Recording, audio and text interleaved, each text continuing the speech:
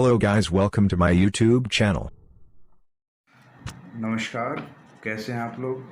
उम्मीद करता हूं कि आप लोग अच्छे होंगे। और जैसे मैंने रिसेंट वीडियो में आपसे बताया था कि हमें कैसे महाभारत को समझना है और भगवद गीता का विश्लेषण करना है। इसको समझना एक्चुअली मेरे लिए अध्यात्म होना कोई कोर्स नहीं है, मैं इसको पार्ट ऑफ लाइफ मानता हूँ। और ये मैं नहीं, जिन्होंने भी पढ़ा इसको और जितनी बार भी पढ़ा, जैसे हीरे को तराशा जाता है वैसे भगवद गीता को आप जितनी बार पढ़ेंगे आपका नज़रिया, आपका परसेप्शन बढ़ेगा चीज़ों को लेके। और आपकी उम्मीद है कि आप लोगों की समझ भी बढ़ेगी, हमारी समझ बढ़ेगी एक्चुअली।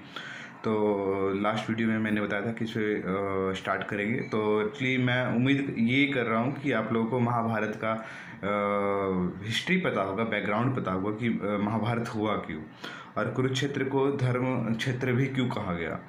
तो जनरली ये दो भाइयों की, एक्चुअली तीन भाई होते हैं।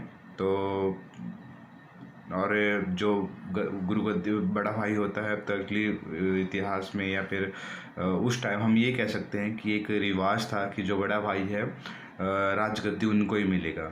लेकिन धृतराष्ट्र जो थे बचपन से दिव्यांग थे, वो देख नहीं सकते थे, तो उनको गद्दी ना मिलके उनके छोटे भाई पांडव को मिला। वो समझदार थे, योग्य थे, और जिस वजह से उनको गद्दी मिला।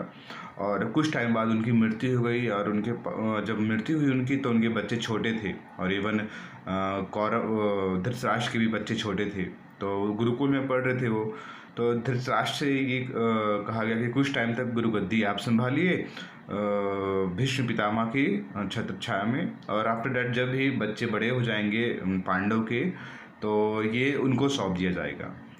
तो कुछ टाइम बाद जब ये सही चलता रहा, बच्चे बड़े हो गए, तो धृतराष्ट्र के मन में हमेशा से ये लगा रहा कि हाँ ठीक है, बड़ा भाई मैं था, मुझे ही मिलना चाहिए था, और उसके बाद मेरे बेटे को ही मिलना चाहिए था। क्यों मैं पांडव को दूं, और क्यों मैं पांडव के बच्चे को दूं? हो जाता है, हीन भावना सब में आ जाती है, इंसान है। तो उसके बाद उनके मन में शुरू से थी, जिस वजह से उनके जो पुत्र थे दुर्योधन, इनके बारे में हम चर्चा करेंगे आगे।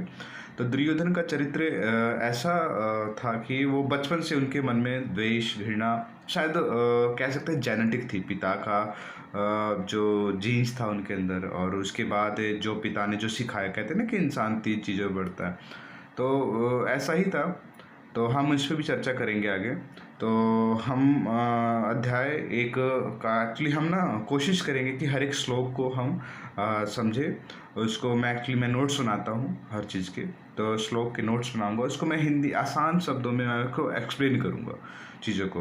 एक्चुअली मैं एक्सप्लेन नहीं, मेरा ये इंटेंशन ये नहीं होगा कि मैं आप लोगों को समझाऊँ। मेरा इंटेंशन ये होगा कि जिस तरीके से मैंने समझा और मुझे अच्छा लगा है, तो मैं आप लोगों के साथ साझा करना चाहता हूँ ये सब चीज़ें। तो बस यही लड़ाई थी कि कुछ वो पांडव को उन्होंने मना कर दिया था। जब दुर्योधन, वो चाहते थे कि दुर्योधन को मिले, पांडव को ना मिले, लेकिन पांडव के जो 5 भाई थे,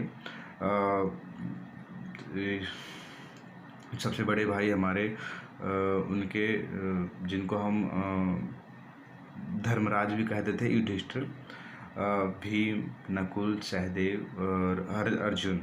तो मेन लड़ाई ये अर्जुन का अहम रोल है, क्योंकि अर्जुन जब विचलित हुए थे कि मुझे तो युद्ध ही नहीं करना है, तो श्री कृष्ण जी समझाते थे कि एक्चुअली आपको क्यों करना चाहिए युद्ध, क्या वजह है। तो ये आपको पूरा 18 अध्याय है, और 18 अध्याय में हमें ये सारी चीज़ें समझने को मिलेगी।